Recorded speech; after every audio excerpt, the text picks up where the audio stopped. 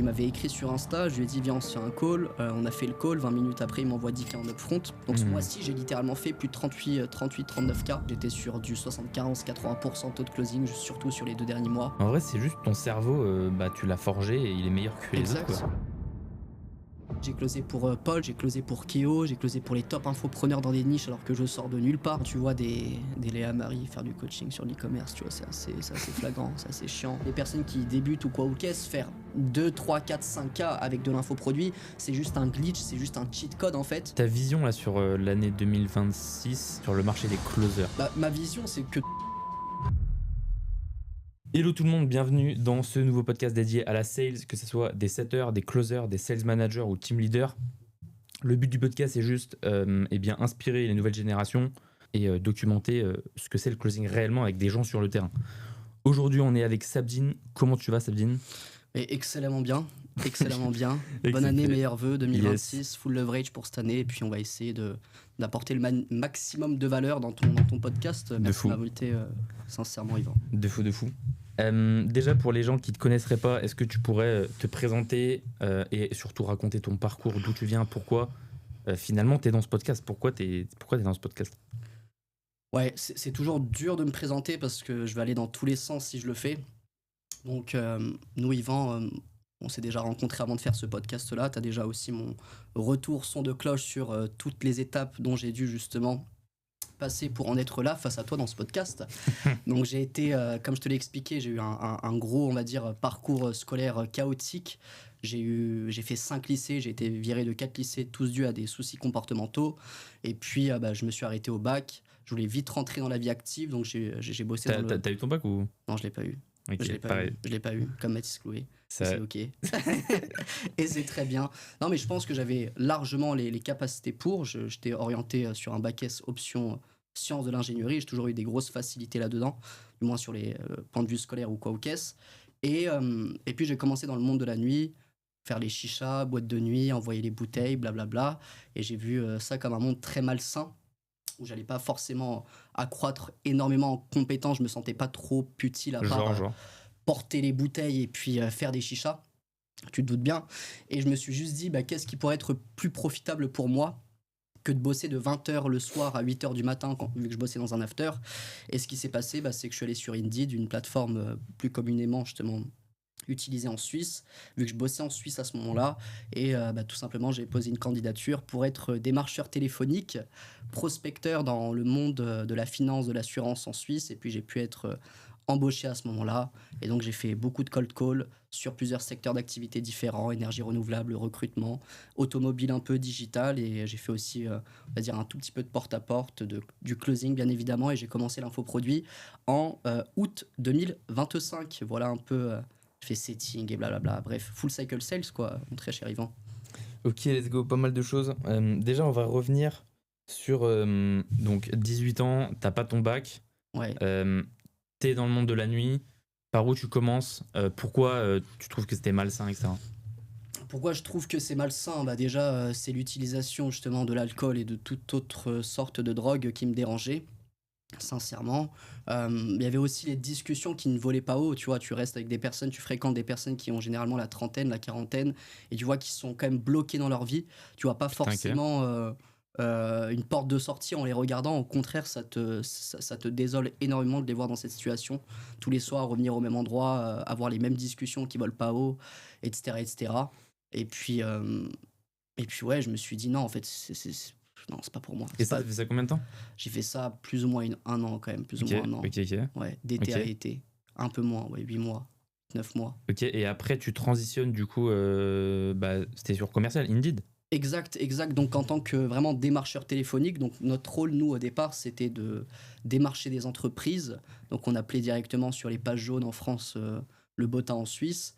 Et l'idée, c'était de directement poser un rendez-vous avec la première personne qu'on avait au téléphone. Donc, on ne savait pas, on n'avait ni nom, on n'avait ni prénom, ni poste ou quoi au caisse. Et l'idée, c'était tout simplement prendre un rendez-vous pour qu'elle puisse souscrire à une assurance vie. Donc, c'était extrêmement compliqué, tu te doutes bien. Il fallait envoyer 100, 200, 300 appels par jour parce que du coup, le volume primait, contrairement du coup à la qualité des leads qu'on avait. Et l'idée, c'était des grosses conversations de 10, 20, 30, 40 minutes où il fallait lui faire conscientiser la problématique qu'elle avait dans sa vie dont elle n'était pas toujours encore, on va dire, sensibilisée. Et puis l'idée, c'était voilà, de tirer un peu la sonnette d'alarme, de les sensibiliser, de leur expliquer vraiment la problématique liée justement aux problèmes des retraites, aux thématiques et problématiques sociétales. Et puis ouais, on a commencé comme ça, j'ai commencé comme ça. Ok. Et qu'est-ce qui fait que déjà tu t'es lancé dans le commercial, la sales? Parce que Ouais, tu avais zéro compétence là-dedans, non? Exact. Et bah justement, en tant que vendeur, généralement, t'as pas besoin de compétences pour être sales. Donc l'idée, c'est que je me dis quoi? Je me dis qu'il faut que je garde quand même un pied en Suisse, un pied à terre en Suisse. Donc j'ai pas de qualification, j'ai pas de diplôme, j'ai strictement rien à part une personne qui sait, on va dire, correctement réfléchir, avoir une bonne réflexion, mais je parlais pas du tout de cette manière-là il y a encore 4, 5, 6 ans. Donc ouais, c'était juste d'avoir et de trouver un taf qui n'avait pas besoin de préqualification préalable. Et puis du coup, bah, j'ai trouvé métier de vendeur. Et toi, ce que tu voulais juste, c'était surtout trouver un taf en dehors du coup des horaires de nuit, mais plus le soir, l'après-midi, quoi. Exact, et il y avait le truc d'être drivé aussi un peu à la perf, à la com, ça m'excitait. Généralement, la pression, elle me galvanise, donc ouais, ça m'excitait de pouvoir du coup avoir des salaires plus variables, certes, plus volatiles, mais au moins d'espérer à vivre un peu différemment que la vie de monsieur et madame tout le monde, où tu es bridé à 4-5K par mois quand tu bosses en Suisse. Ok, et du coup, ta première expérience en sales commercial, comment ça s'est passé? Tu étais en CDI, tu prenais des pourcentages, c'était des offres à combien? Ouais, alors bon, en Suisse, un CDI ne vaut rien de toute façon, hein. Le lendemain, l'employeur peut te virer. Ok. Les employeurs sont très bien protégés de ce côté-là. Maintenant, bah, j'étais uniquement payé à la performance, j'avais pas de fixe, c'était juste de la perf pleinement commission. C'était un taux de commission qui était relativement bas, on était à 0,759% sur le cash contracté. Donc nous, on était... C'était des tickets à combien? Enfin, tu vendais quoi exactement? Bah, au départ, j'ai commencé par un produit étatique qui s'appelle le troisième pilier, donc on pourrait apparenter ça en France comme un PER ou un PEA. Ok, ouais. Un plan d'épargne retraite ou un plan d'épargne en action. Et donc, bah, l'idée, c'est que ça s'appelle un troisième pilier. En Suisse, c'est le système des retraites, il est différent. Il y a le premier pilier qui est comme en France, où c'est un système de répartition. Ils ont le deuxième pilier, où c'est un système de capitalisation. Et le troisième pilier, c'est quelque chose qui est très facultatif. Et l'idée, que ça te déduit des impôts et blablabla, tu as des intérêts composés. Mais ouais, j'ai commencé là-dedans. Donc, c'est vraiment généralement sous un contrat d'assurance vie, ou alors soit sur un produit bancaire, mais il y a des avantages qui sont pas les mêmes sur la partie assurance, où tu es couvert sur bah, tout ce qui est en cas de perte de gain, généralement. Mais ouais, produit étatique, troisième pilier suisse, et puis c'était calculé sous une échéance de temps durant ta vie active. Je te dis une connerie, moi j'ai 24 ans, donc il me reste encore 41 ans jusqu'à la fin de ma vie active, donc jusqu'à mes 65 ans pour ma retraite. Et par exemple, si toi tu mettais entre 100 à 600 francs par mois, plus ou moins 100 euros, bah, la prod, elle était calculée là-dessus. Donc je te dis une connerie, tu payes 250 balles par mois. Au final, tu payes 3K par an. Sur 41 ans, bah, tu as 125 000 de production sur un contrat. Et on touchait 0,7 quand on était en call. Donc grosso modo, 800, 900 000 euros par contrat dans l'idée. Ok, et ça, t'as fait ça pendant combien de temps? T'as bossé avec une entreprise ou plusieurs? Non, j'ai bossé même. C'est très folklorique dans ce milieu-là, du courtage en Suisse. De toute façon, il y a, je pense, des personnes qui sont conscientes que c'est très border aussi. Mais j'ai bossé pour et avec plusieurs sociétés, je pourrais te dire facilement une dizaine. En vrai, c'est toujours en fait des soucis avec l'employeur généralement, soit sur les payes, soit sur les contrats, soit sur l'organisation, la gestion, etc., etc. Donc ouais, j'ai fait une dizaine de boîtes là-dedans dans le courtage en Suisse.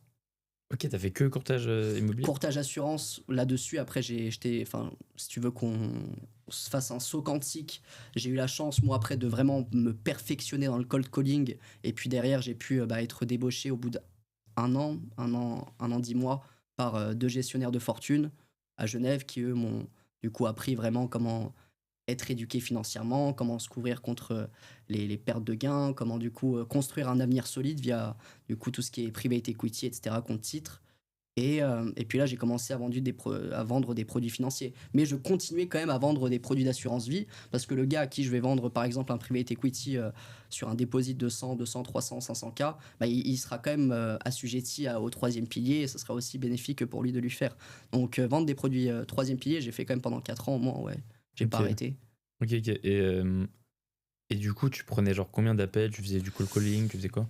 Mais au départ, vu que t'es pas bon, les personnes raccrochent très rapidement. Surtout que t'as pas leur prénom, surtout que t'as pas leur nom, surtout que T'as ton lead juste un hume sourcing il est flingué, t'as juste un hume d'entreprise. Donc je te dirais qu'au départ on variait entre 200 à 300 appels quotidiennement. par Euh, personne. Par personne, ouais, par personne. C'était des appels. Ça pouvait durer combien d'appels? Ça pouvait durer 30 secondes à 5 minutes, 10 minutes au départ, généralement. Et plus tu avances, plus tu te perfectionnes et plus justement tu arrives à, même si tu n'as pas le prénom et le nom de la personne, à la Hmm. responsabiliser dans une problématique auquel on est tous liés en tant que jeunes actifs. Et puis ça durait beaucoup plus ensuite, 20, 30, 40 minutes. Et c'était des calls de pré-closing en soi, hein. Le conseiller externe, il venait, il avait généralement quasiment aucune objection parce que tout a été filtré en amont entre l'appel de prospection et aussi la confirmation de l'entretien avant le rendez-vous. Et on plantait pas mal de graines et puis ça devait généralement bien se dérouler. Ok. Et du coup, t'as fait ça pendant combien de temps, toi? 4 ans, je dirais. 4 ans full, ouais. Assurance vie. J'ai toujours fait en mode comme c'était un peu en side business. Parce que de toute façon, même si genre je vendais des produits financiers, toi, Yvan, ok, peut-être que tu as un patrimoine à 2, 3, 5 millions, que ce soit sur tes fonds de pension ou peu importe immobilier, bah, tu es quand même légitime à avoir ou alors tu es assujetti à avoir un troisième pilier. Donc autant que je te fasse un troisième pilier parce que bah, pour moi, en termes de Attends, mais qu'est-ce que commission, tu entends par troisième pilier? assurance vie, Ok, d'accord. Ok. une assurance vie dans l'idée. Ok, ok, Tout le ok. monde est censé, on va dire, en avoir un. C'est censé être Et du assez. coup, t'avais même pas de. Genre, ça pouvait être tout et n'importe quoi, l'avatar Exact, t'avais. ouais. Bah, après, moi, je ciblais plus sur du 25-35 ans, parce que tu sais, la prod est calculée selon l'échéance. Donc, ceux qui ont 18-20 ans, qui viennent de rentrer dans la vie active, c'est assez dur déjà de leur émerger le fait qu'il faut qu'ils pensent à leurs 65 ans, Hmm. surtout au vu de la conjecture actuelle et géopolitique, etc. etc. Mais ouais, ce serait beaucoup plus du 30-35 ans, généralement, mon segment de marché. Pourquoi? Parce que c'est des profils qui ont déjà pensé du coup à pas mal de choses dans leur vie et qui sont maintenant assez stables pour investir massivement sur leur prévoyance. Ok, je capte. Et du coup, comment tu te tournes vers le business en ligne et le closing? Ok, donc ça c'était en... Comment je me tourne au business en ligne et au closing. Au business en ligne, déjà, ça démarre du 22 février 2025 où je rejoins mon ami d'enfance Hamza. Et puis lui, il venait de consolider un peu sa brand, il venait de fêter les 10K d'abonnés le jour où je l'ai rejoint le 22 février 2025. Et puis on a eu une grosse discussion et il s'est dit que finalement, il faudrait que moi aussi je puisse transmettre mon savoir ou alors juste montrer au grand public ce que je vaux réellement et arrêter d'être cantonné, sans mauvais jeu de mots parce qu'en Suisse il n'y a que des cantons, sur ce que je faisais avant. Il faut que j'arrête de me complexer, il faut que j'arrête de me brider, que j'augmente le champ des possibles et l'économie de l'attention, la création de contenu, elle faisait partie intégrante de ça. Et puis comment est-ce que je suis rentré vraiment dans le closing? Ça a démarré le 7 voire 8 août 2025 en bossant avec un des top infopreneurs selon sa niche, tout simplement. Et puis j'ai même encore fait plus fort parce que j'étais même pas que closer à ce moment-là, j'étais aussi head of sales. Mais c'était juste une question de logique, tu vois. Enfin, avec Hamza, j'ai pu aussi faire un peu de closing, j'ai aussi fait du setting. Donc j'ai fait le full cycle sales que je faisais moi sur du corporate en infoproduit. C'est relativement même plus simple que du corporate à mon humble avis. Et puis j'ai vu que juste en notant cold call ou closing sur TikTok, Insta, il n'y avait pas de concurrence. Et puis let's go, allons montrer ce qu'on voit aux gens. Et donc, du coup, attends, tu peux me rappeler la date? Enfin, quand est-ce que tu as 8, commencé le closing? 7 ou 8 août 2025. Ok, Ouais. ok. Donc, collab avec Hamza, ça. Non, non, là c'était avec là c'était avec Paul. Ok, Paul FNF, Paul le GOAT. ok, ok. Et raconte un peu, tu prenais combien de calls, les commissions, combien t'as pu faire Ouais, max, etc. bah avec Paul, ça s'est enchaîné très rapidement parce qu'en fait, il m'avait écrit sur Insta, je lui ai dit viens, on se fait un call. On a fait le call, 20 minutes après, il m'envoie 10K en upfront. Donc c'est vraiment passé comme ça pour le coup. Il m'a demandé mon RIB, je l'avais, je lui ai envoyé. Et puis voilà, il m'a envoyé 10K en upfront et dans l'idée c'est que j'avais 10% du coup en tant que head of sales. Et le challenge pour lui c'était déjà de consolider son infoproduit parce qu'il avait même pas encore fini la formation théorique de base. Et il fallait que je structure l'offre avec lui, fallait que je fasse les pricing, fallait que je ramène une sales team, fallait que je mette les process, les automations en place pour le no-show, etc. Et pour traquer les CRM, etc. Et puis dans l'idée... ce mois-ci, c'était assez lunaire parce que j'ai eu 10K de collectés.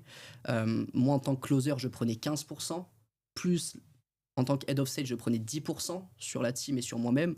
Donc, sur un deal à 20K où je faisais rentrer littéralement 5K dans ma poche, quoi. Donc, ce mois-ci, j'ai littéralement fait plus de 39K en un mois parce que j'ai eu l'upfront de 10K et j'ai eu 3 deals à 20K et j'ai eu aussi pas mal de deals entre 2K, 5 à 4K sur des accompagnements. Et donc, quand tu touches 25% de la com, ça va très vite. Ça va très, très vite.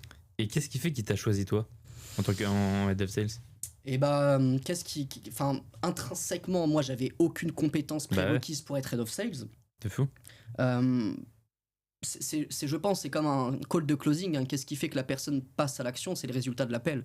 Donc, en 20 minutes, si le gars me demande mon IBAN, que moi je lui dise littéralement qu'en dessous de 10K, je me déplace même pas, et qu'il soit ouvert justement à cette idée-là, c'est juste le fait qu'ils se disent finalement, tu as réussi à me closer en 20 minutes, je vois pas pourquoi tu réussirais pas à ce que tu closes mes prospects, quoi. Exactement, il faut closer aussi ses infopreneurs, quoi. Exact. Donc voilà comment c'est déroulé. Et puis voilà comment je suis rentré pleinement dans l'infoproduit. Ok. Donc moi, record, tu m'as dit combien? 35?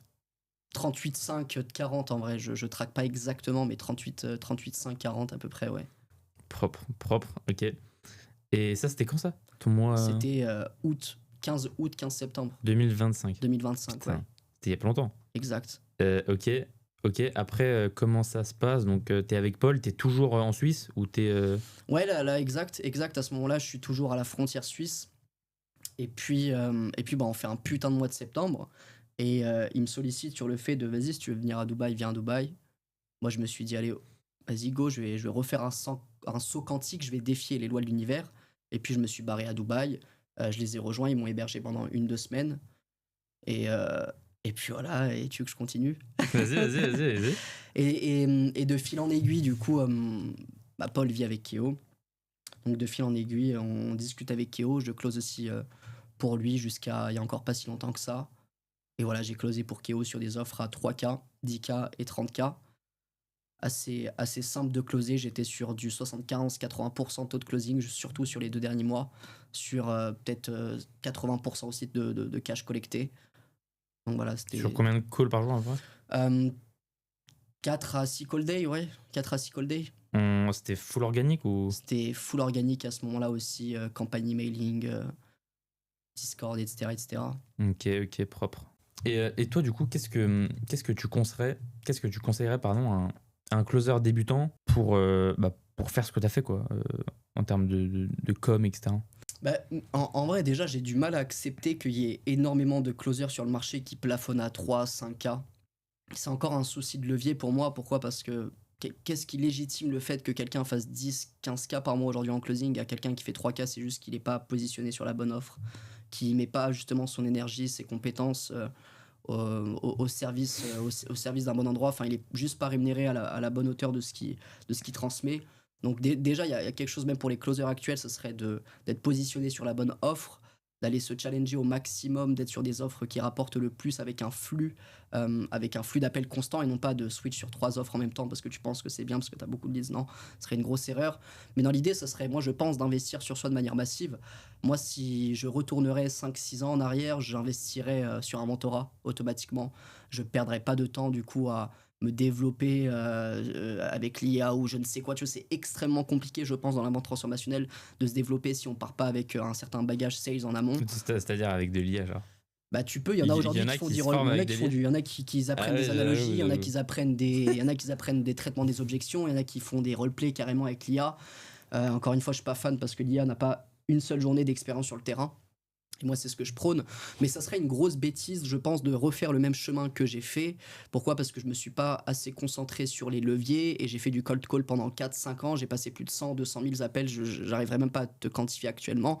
Mais oui, ok, j'ai une grosse capacité à rebondir. J'ai une grosse capacité à parler, à avoir une rhétorique, à avoir l'art de la questiologie.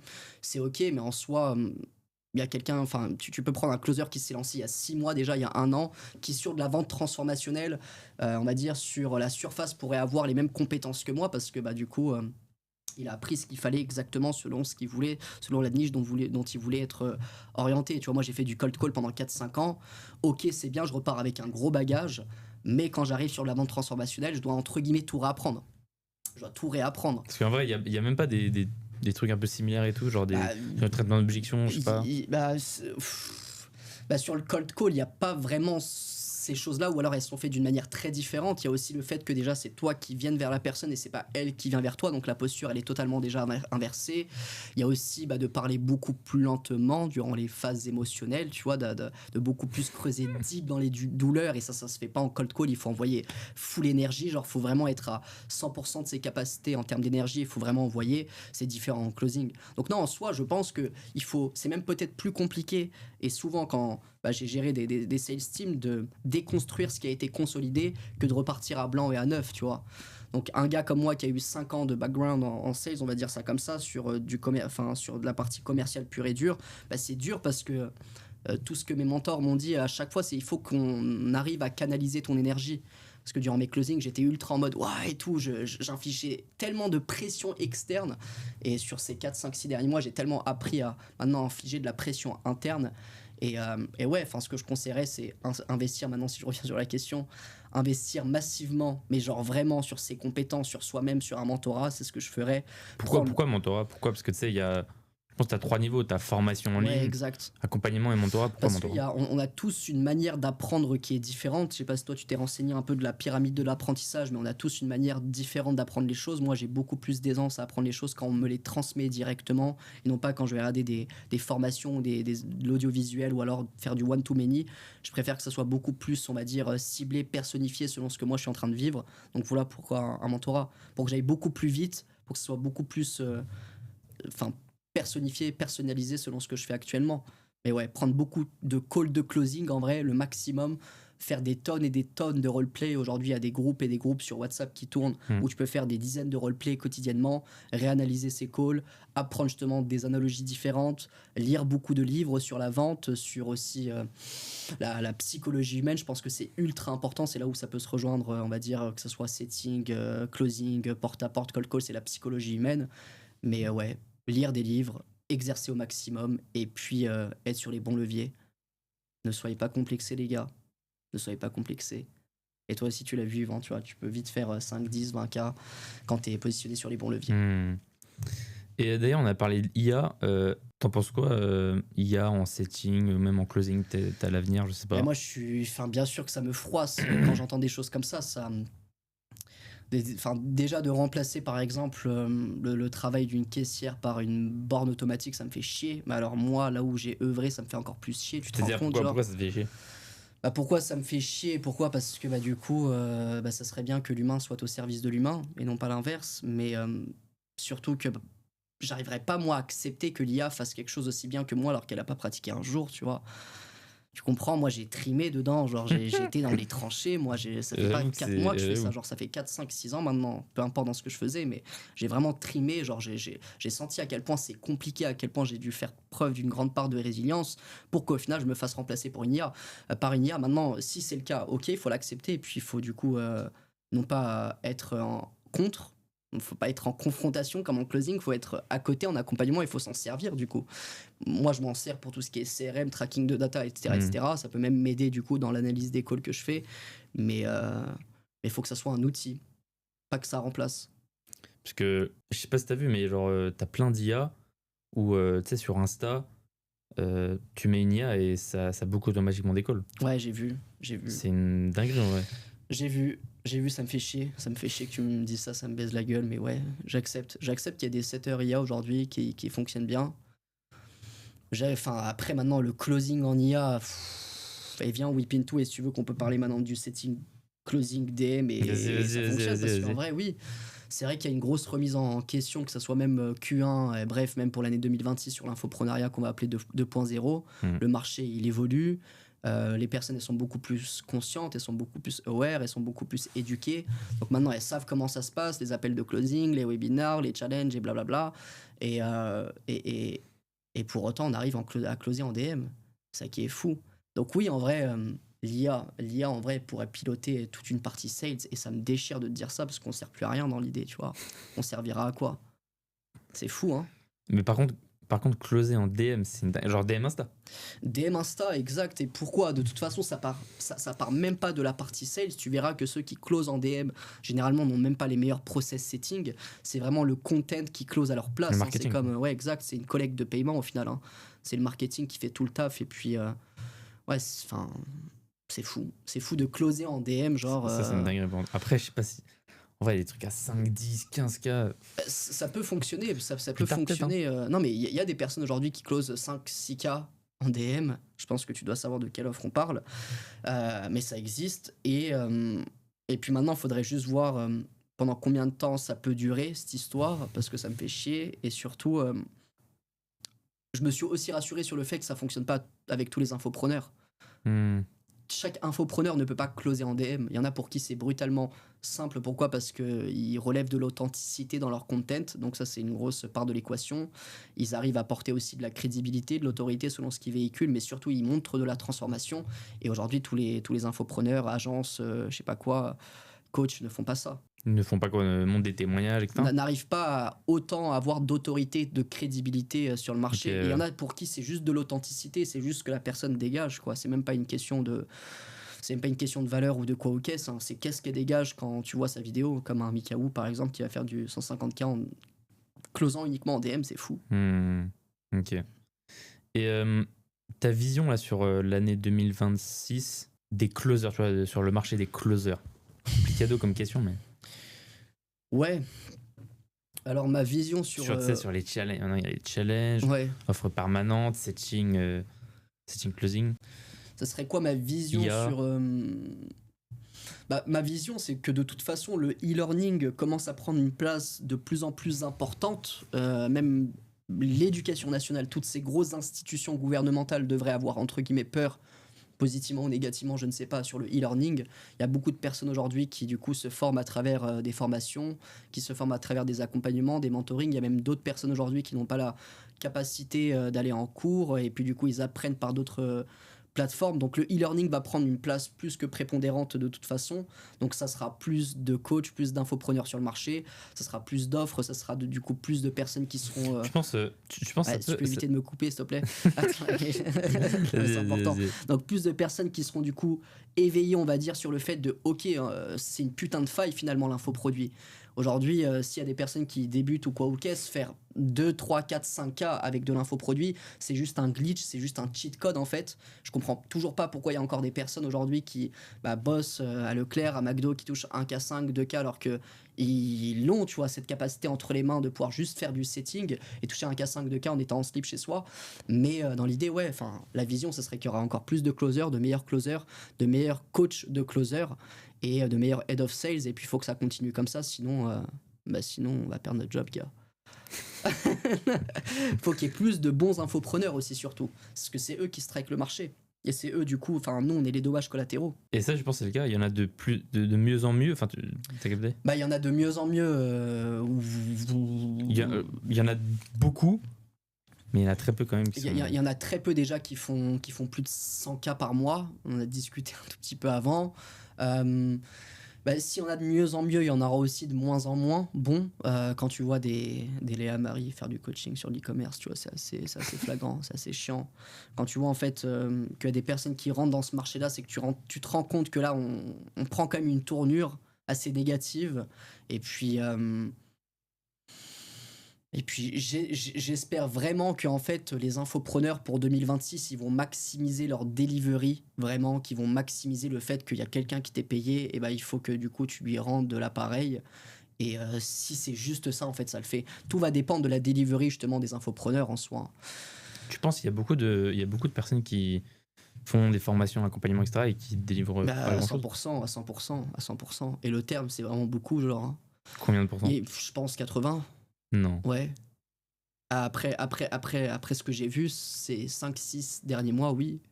Mais genre, ce serait plus du scam ou plus de... Non, ça serait pas du scam, c'est que pour eux, c'est pas un gros levier de délivrer, par exemple. Tu vois, ils voient pas ça, ils voient ça comme, du coup, être pleinement dans l'opérationnel. Ils voient pas ça comme un gros levier. Pourquoi c'est important, du coup? Pourquoi c'est important? Pour un infopreneur. Parce que tout simplement, tu apportes encore plus du coup d'autorité, de crédibilité, parce que tu apportes de la transformation, parce que tous les moments que tu passes avec tes élèves, tu peux en créer du content, format long, format court, tu peux en faire des shorts, tu peux l'implémenter dans énormément de choses, des VSL, etc. Et pourquoi c'est important? Parce que on voit que tu fais vraiment gagner tes gars. Et si moi je vois que tu fais gagner mes gars, tes gars, c'est fini. C'est juste logique, quoi. Et tu le vois, aujourd'hui, tout le monde le fait. Genre, t'as Paul avec qui on a lancé ça qui le fait, t'as Keo avec qui on a lancé ça qui le fait, t'as Mathis Clouet maintenant qui le fait, t'as Marvin qui le fait, t'as Hamza qui le fait, t'as Mathis Nicolas qui le fait, t'as Adrien Arki, t'as tout le monde qui fait ça maintenant. Ils ont juste compris. C'est chaîne secondaire, Insta, YouTube. C'est justement d'avoir le minimum de vues, on va dire, mais ultra nursery et qualifié. Pourquoi? Parce que derrière, quand tu vas tout simplement me DM pour me demander un peu plus de renseignements sur mon accompagnement, et si j'ai le malheur de pas avoir de closer, je fais du closing DM, et auquel cas, tu vas me réécrire le lendemain et tu verras que j'aurais posté 5 vidéos la veille qui parleront de transformation, de valeur, où ils vont stacker la douleur sur des problématiques qui me sont concernées, et puis à full transformation, et au final, le gars, t'attends juste qu'il te passe ton argent sur la semaine qui est en train de se dérouler. Donc voilà pourquoi c'est important pour moi, c'est full levier la delivery. Et tu penses quoi d'ailleurs, tu sais, des infopreneurs type Mathis Clouet qui ont une audience ultra qualifiée de 10K, 15K, Ouais. à du mass market comme Yomi par exemple?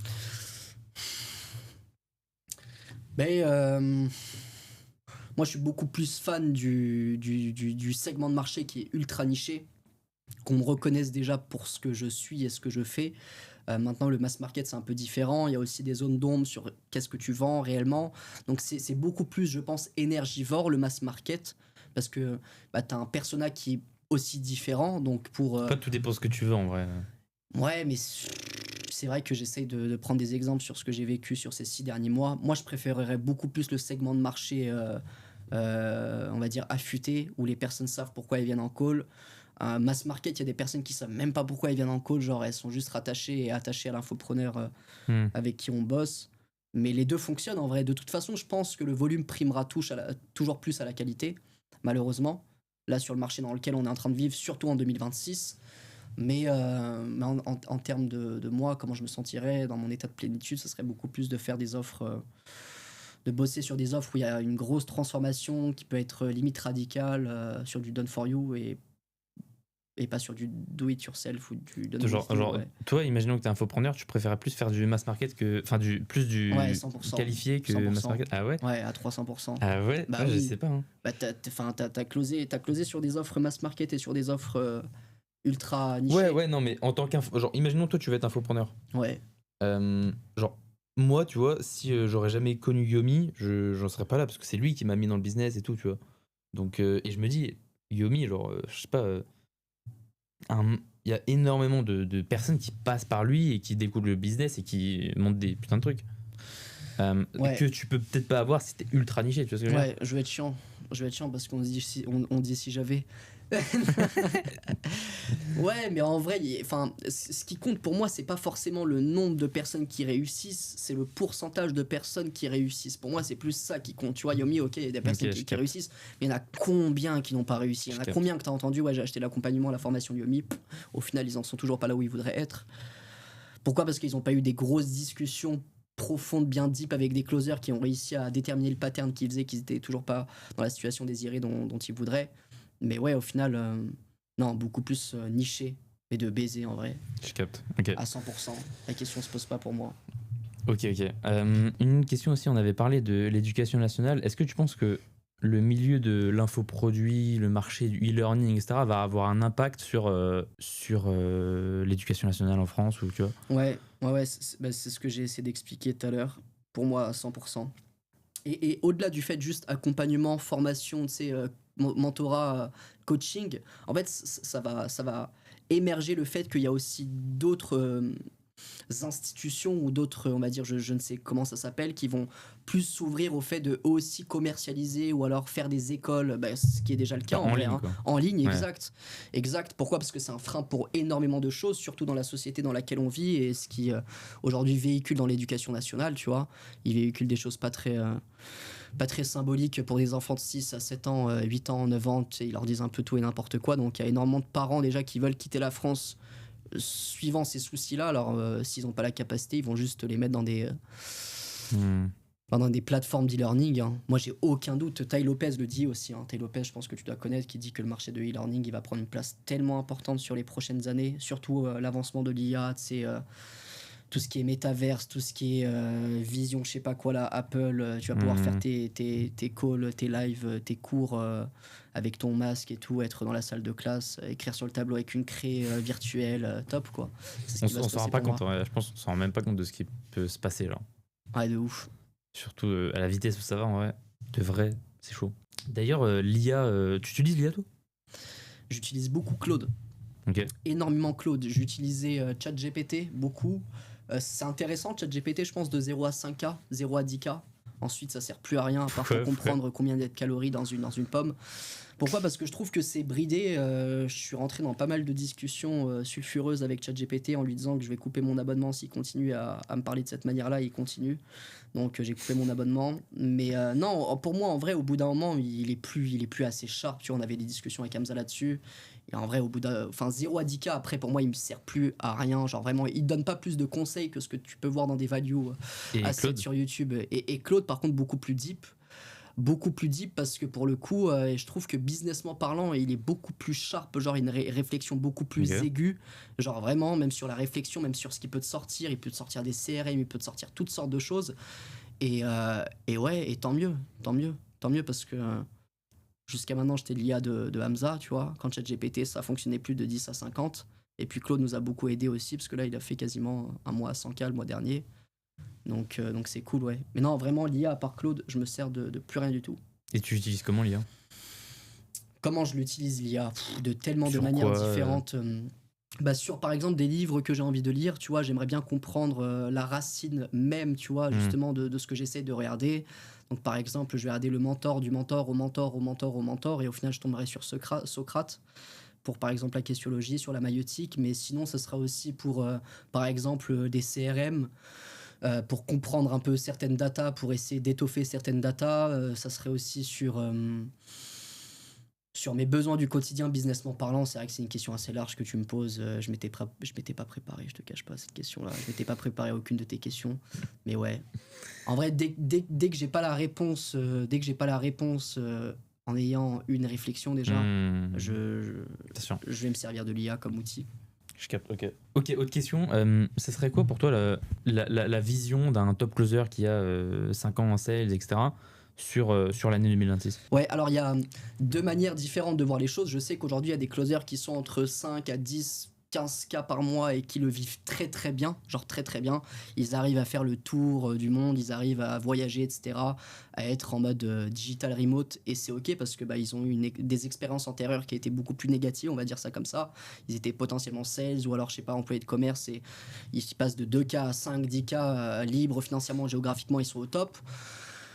Mais pour moi, quelqu'un qui, en tant que sales, a fait au moins 5 ans, et en plus de ça, dans l'infoproduit, il faut vraiment maximiser sur les leviers. Je pense qu'être closer pendant un certain temps, c'est marrant, mais au bout d'un moment, ça devient de toute façon, comme la partie commerciale à chaque fois, essorant, et il faut de toute façon avoir plus de leviers. Donc, premièrement, l'idée, ça serait de vraiment être le meilleur dans ce que tu fais en closing, continuer à te faire mentorer, continuer à justement aller chercher de la value à droite à gauche, à pratiquer, etc., etc. Ultra, ultra important pour que tu sois dans une posture légitime où derrière, moi, je vais aller chercher du levier. Tu peux pas, toi, avec 30% de taux de closing, te dire, ok, vas-y, je vais aller chercher du levier dans ce que je fais. Commence à chercher déjà à trouver du levier sur tes compétences intrinsèques. Et puis après, dans l'idée, ouais, ça serait totalement de sortir de l'opérationnel, selon moi. Il faudrait vraiment sortir de l'opérationnel si tu veux pas plafonner à 10, 15, 20K par mois. Je connais pas moi un closer qui a fait 20K en un mois sur le marché FR, j'en connais pas du moins. Donc si tu as des grosses ambitions, toucher 50, 100K par mois, il faudrait sortir de l'opérationnel, coacher justement des sales teams potentiellement, faire du why not du gros operating ou alors du scaling partner. Mais pour Ou moi, HOS? ouais, HOS, bah, bien évidemment, quand je parle gérer les sales teams, mais pour moi, le ficelage, il est tel quel, hein. On pourrait dire setter, closer, head of sales, / derrière gross operating, scaling partner. Pour moi, ce sera ça la vision. Et comment tu passes d'ailleurs, très important, Ouais. comment tu passes de setter à closer, par exemple? Imaginons que tu as plein de setters, ils veulent passer closer, Comment tu fais? Comment est-ce que moi je ferais? Bah, déjà, je montrerais ce que je vaux réellement en termes de setting, que j'apporte de la crédibilité aussi à la personne avec qui je bosse. Et donc, ça peut se faire très naturellement. Ok, t'as fait du good job en setting, bah vas-y, viens, plonge en closing. Ou alors, ce serait de faire du DM, du setting DM en outreach et tout, ou outbound ou même inbound, où tu vas demander justement à certains infopreneurs que tu veux closer pour eux, même à titre gratuit, peut-être les 2-3 premiers closings, même la première semaine de closing, tu l'as fait à titre gratuit vraiment, pour montrer ce que tu vaux. Et puis, pour moi, l'idée, ce serait d'avoir directement la personne en face à face, en appel ou en visio, de jumper sur un call avec elle, et puis lui dire j'ai envie d'être closer pour toi. Voilà, ce serait quoi pour moi le chemin le plus direct? Soit d'être extrêmement bon sur l'offre dans laquelle tu es en train de œuvrer, et bah, tu peux du coup évoluer hiérarchiquement, on va dire. Ou alors bah, d'aller DM des personnes et de leur dire que tu bosses pour eux de manière gratuite pendant quelques jours, quelques closings. Ok. Et de closer à HOS, parce qu'en vrai, je pense pas du tout que ce soit le même truc. C'est quoi la différence et est-ce que un bon closer est forcément un bon HOS, tu vois, Non, ouais, tout bah ça? voilà, non. Non, est-ce qu'un bon closer est forcément un bon HOS? Non. C'est comme, c'est comme un top performer, tu vois. Est-ce que déjà c'est dur d'être un top performer, alors c'est encore un autre challenge de véhiculer ton savoir à d'autres personnes et que elles aussi soient top performer. Donc non, j'ai vu énormément de sales qui étaient bons mais qui n'arrivaient pas à véhiculer leur savoir. Après, il y a tout l'aspect management aussi, tout l'aspect analytique, CRM, KPI et tout. Faut suivre pas mal de choses, faut être assez bien organisé dans ce qu'on fait. Mais enfin, je vois aussi des head of sales aujourd'hui sur le marché qui ont pas du tout la même expérience terrain que j'ai et qui pour autant, tu vois, ont l'air d'assez bien faire leur travail. Donc non, c'est pas parce que t'es un bon closer que t'es un bon head of sales, c'est pas parce que t'es un mauvais closer que t'es un mauvais head of sales aussi. Il y a des head of sales qui sont beaucoup moins bons que toi, que moi en termes de closing et qui pour autant font bien leur job. Maintenant, comment on arrive à faire la passation? C'est Enfin, pour moi, ça reste le networking. Ça peut passer par la création de contenu de toute façon, mais ça restera toujours par le fait de bouche à oreille, à quel point tu fais tes preuves. Ça fonctionne, je pense, à la méritocratie, hein. Si t'es bon, les gens te prennent, il n'y a pas Et ça d'histoire de doit se couleur faire de peau. naturellement, je pense. Même quand t'es dans une 100%. team, le CEO, je sais pas, il délègue de plus en plus de Ouais, trucs, bah, tu vois, généralement, ça se fait naturellement, quoi. ouais. Et ça passe par ce qu'on montre en vrai, ça passe par ce qu'on véhicule et ça passe aussi par des fois juste bah, apporter cette porte de sortie, on va dire ça comme ça. Hmm. Tu vois, c'est comme en closing à la fin, tu donnes le prix, la personne elle te regarde, ouais, ok, 3K. Ouais, bah si tu parles pas, ça va devenir gênant. Alors que si tu lui dis, ok, bah les next steps, c'est que bah, je t'onboard sur Whoop, là, là, je t'envoie le lien de paiement, on est ok, ouais, vas-y, go. Et puis, ok, bah tu lui indiques que c'est la porte de sortie. Pareil pour un infopreneur, c'est de lui dire, ouais, bah en vrai, je pense que ça serait un meilleur levier justement pour toi, c'est d'avoir des discussions où tu arrives à apporter aussi un shift mental à la personne qui est en face de toi. Voilà comment je la jouerais. C'est un challenge que j'ai eu là, du coup, ces derniers jours. Mm. Parce que la personne ne voulait pas vraiment déléguer sa partie sales. Il trouvait que c'était assez correct sur le taux de cash collecté, sur le taux de cash aussi, sur le taux de closing, pardon, sur le taux de show-up et tout. Mais c'est juste de prendre un peu de recul et c'est de lui apporter justement une vision selon notre spectre et notre prisme qui est différent et d'essayer de lui expliquer que ouais, non, finalement, t'as plus autant de leviers que de rester sur la partie sales. Délègue ça, comme ça, toi, tu peux 100% te concentrer sur ton levier qui est le plus percutant aujourd'hui. Ouais, ce serait ça, je pense. De fou. Et d'ailleurs, ça me fait penser à un truc, mais comment closer les infopreneurs, genre? Ouais, et bah Parce que ça, putain. c'est une dinguerie, en fait. Et bah ça,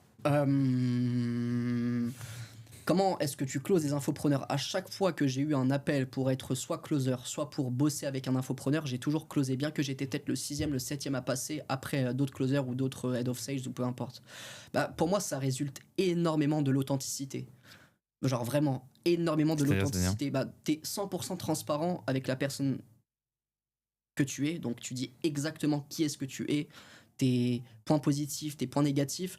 Je me vends jamais, j'aime bien dire que je me vends pas, je me fais acheter. Pourquoi? Parce que je prône jamais la personne que je suis, je la reflète à travers justement la manière dont je réagis, dont j'agis avec ces personnes-là, dont je me comporte.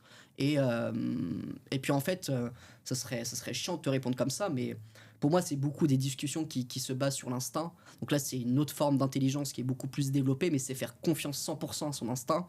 Et je sais que le mental et l'ego, des fois, brident justement ces schémas neuronaux.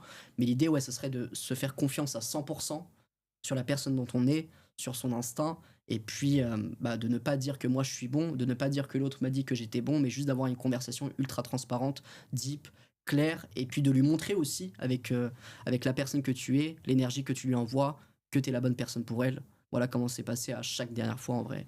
De lui montrer que il y a aussi peut-être, un des deals que j'ai closé en tant que head of sales, c'était vraiment de lui montrer que ton business ça va être le mien. Je vais le gérer comme si c'était ton business, genre parce que c'est bien, genre tu délègues la partie sales, mais si tu dois à chaque fois remettre un peu ton nez sur le setting, sur le closing, sur les DM, sur blablabla, au final tu prends toujours un peu de temps sur l'opérationnel. Donc c'est vraiment de lui expliquer que je vais être ton putain de soldat, je vais être vraiment, comme je l'ai fait du coup moi sur les 4-5 dernières années, un combattant sur le champ de bataille, genre vraiment dans les tranchées. Et puis c'est beaucoup plus simple pour moi de le refléter au vu de l'expérience que j'ai eue que pour d'autres personnes. Mais authenticité à 300%, ne pas dire qu'on est bon, le montrer du coup. Et puis indirectement, et full se focus sur l'instinct.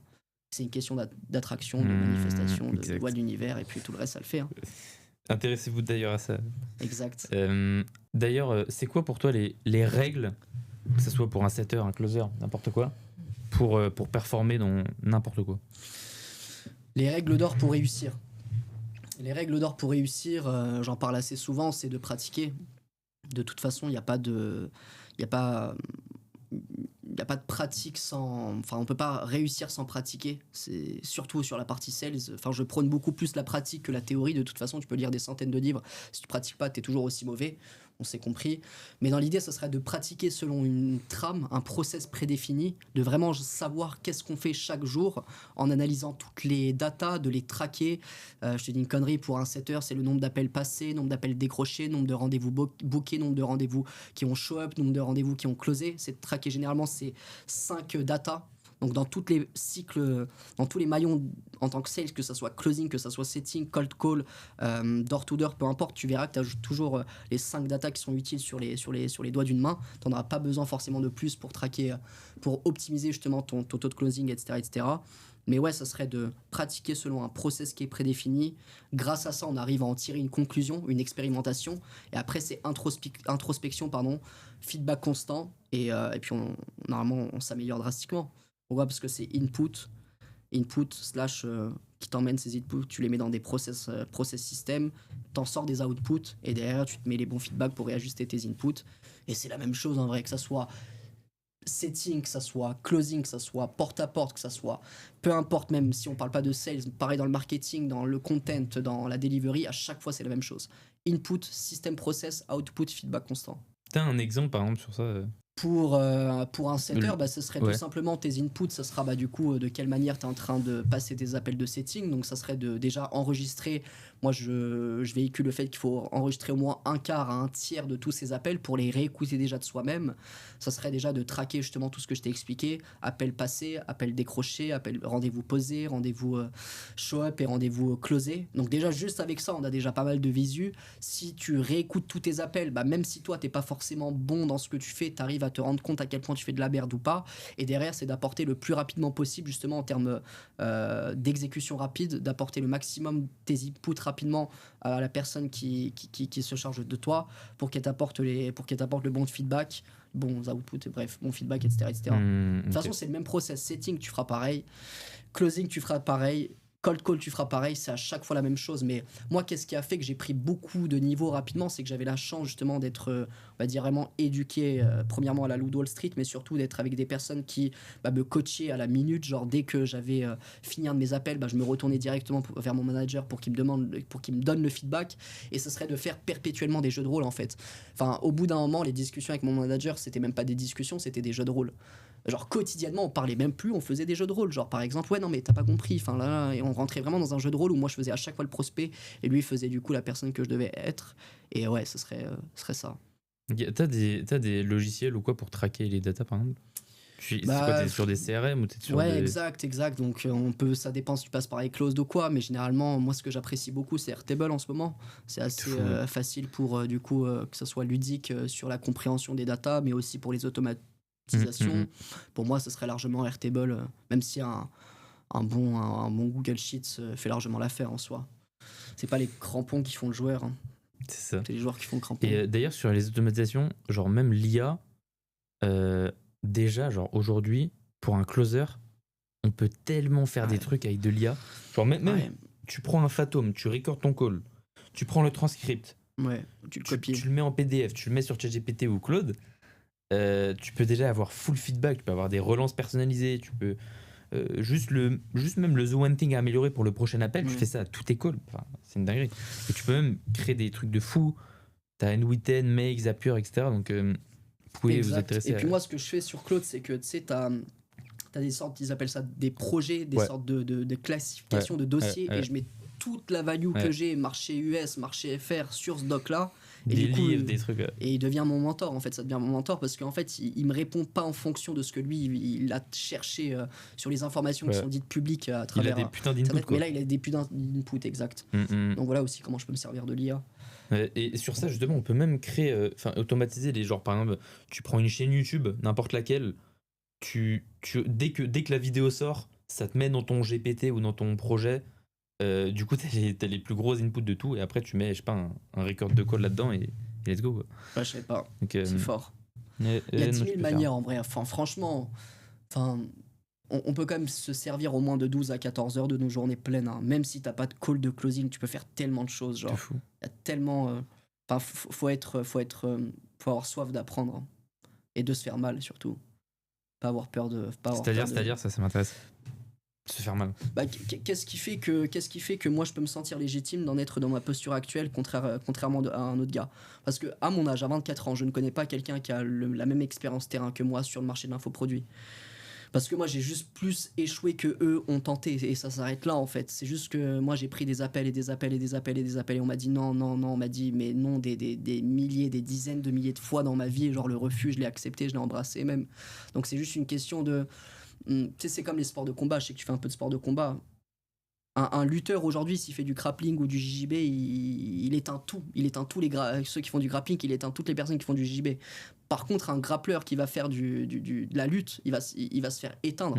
Parce que la lutte, c'est vraiment, on va dire, la compétence mère, la plus, on va dire, la plus deep, la plus terrain, la plus... générale, quoi. Éducatrice, en fait, la plus formatrice. C'est pas le closing en vente transformationnelle qui va t'apprendre à être le meilleur en vente. Non, c'est vraiment faire du cold call, c'est faire du porte-à-porte, c'est de faire les choses qui sont ingrates dans la vie. Et c'est là où justement où tu arrives à exploiter ton plein potentiel. Mais ouais, c'est juste ça. C'est qu'aujourd'hui, des process, des systèmes, des automations, moi je peux les apprendre en 3 jours, toi ce que tu fais depuis 3 ans déjà. Par contre, ce que moi je fais depuis 3 ans, 4, 5, 6 ans, tu pourras jamais l'apprendre en 3 jours. Et tu tiendras même pas 3 jours dans ce que je fais de toute façon. Parce que je le sais et tu le sais. Et je sais que tu sais que je sais que c'est trop dur pour toi, c'est trop cardio. Et c'est une réalité. Va prendre 300 appels quotidiennement. Vas-y. D'ailleurs, qu'est-ce que ça t'a appris pour le closing? De prendre 300 appels par jour pendant je sais pas combien de temps? Qu'est-ce que ça m'a appris? Ça m'a appris que...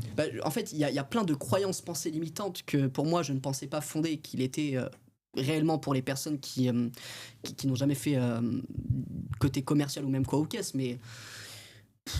en fait, il faudrait qu'on ait quelqu'un qui vraiment genre vient de rentrer dans le closing pour que je lui explique, parce que moi j'ai eu énormément de barrières sur lesquelles justement j'ai pas eu besoin de surmonter. J'ai pas eu ces croyances limitantes d'annoncer le prix. J'ai pas eu les croyances limitantes de se dire voilà, j'ai peur de le challenger, d'aller vraiment deep dans des conversations qu'il aura avec personne d'autre.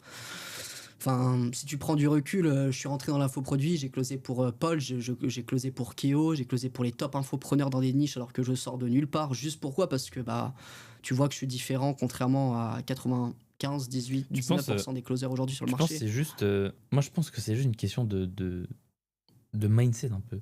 Enfin, tu sais, il y a beaucoup ce mindset bullshit et tout, je sais pas quoi. En vrai, c'est juste ton cerveau, tu l'as forgé et il est meilleur que les autres, quoi. Exact, après est-ce qu'il est meilleur ou pas, enfin je sais pas, mais bien sûr que ça forge ton mindset à 3000%, genre bien sûr, ça forge surtout moi je pense que mon maître mot c'est la résilience, ça forge ta résilience, tu deviens inarrêtable en fait. Qu'est-ce qui te fait peur durant un appel de closing une fois que t'as passé 100, 200 000 appels dans ta vie, une fois que tous les matins tu t'es réveillé à 7h avec ta mallette dans les mains comme ça à vouloir, et que tu savais que t'allais faire une journée à 300 appels aujourd'hui, et t'y allais avec le sourire, Qu'est-ce qui te fait peur à l'idée justement d'avoir un lead entrant qui est déjà, on va dire, demandeur de ta solution que tu vas lui proposer? Enfin, c'est beaucoup trop simple, tu vois. Quand moi je suis rentré dans ce marché-là, il n'y avait rien de compliqué. Il fallait juste que je me réaligne un peu sur les codes, parce que c'est vrai que c'est différent. Mais ouais, c'est assez compliqué pour moi d'y répondre. Parce qu'il y a plein de choses que j'ai pas vues, en fait, vu que je les ai déjà surmontées. Ouais, je capte. Ok, non, c'était hyper intéressant. Sabine, merci pour ton temps déjà.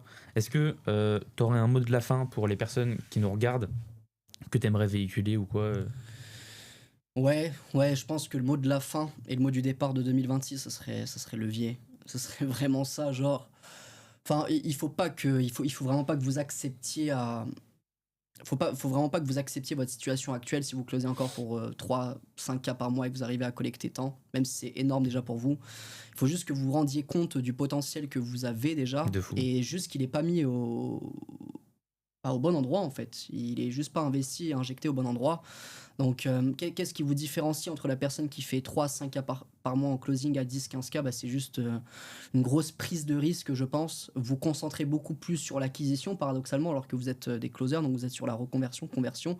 Donc, vous consacrez beaucoup plus sur l'acquisition de où est-ce que vous allez mettre votre énergie. Donc, potentiellement, mais arrêter l'une des offres sur laquelle vous êtes en train de closer, ce que j'ai fait pour Keo, et puis de se concentrer vraiment sur, ok, quelle offre me rapporterait le plus avec un bon nombre de leads et de flux qui est conséquent, et aussi avec un infopreneur qui a de l'autorité sur le marché, qui apporte de la transformation, voilà.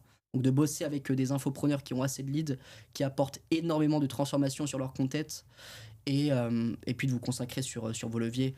Vous serez jamais de toute façon les meilleurs closers, vous serez jamais le meilleur en France, il y aura toujours meilleur que vous. Donc essayez d'être celui qui gagne le plus parce que c'est qu'une question de levier et de là où vous mettez votre énergie et votre temps, tout simplement. Donc je dirais ça, ouais. 100%. 100% Sabine. Écoute, merci à toi pour ton temps. Pour les personnes qui veulent suivre Sabine sur Insta, je mettrai le Insta en description si vous le souhaitez. Yeah, juste là. Juste là. Pour ceux qui veulent bah, abonnez-vous, commentez, likez, vous commentez le réseau. Et puis voilà, à tout pour un prochain épisode. Ça veut rien dire. Exact. On le fera. C'est pas grave, ça veut rien dire. Ce qui compte, c'est pas ce qu'on dit, c'est de la manière dont on le dit. Et puis C'est on le ça, fera à c'est ça. Dubaï. On le fera à Dubaï. De fou, mec. Avec grand plaisir. Merci De beaucoup, fou, mec. Yvan. Prends soin de toi. Arrache tout pour Yes. Q1 déjà 2026 Yes. et pour 2026. Et puis merci de nous avoir écoutés, d'avoir perdu autant de temps avec nous. C'est cool, quoi. C'est cool. Merci à tous. Salut. Ciao.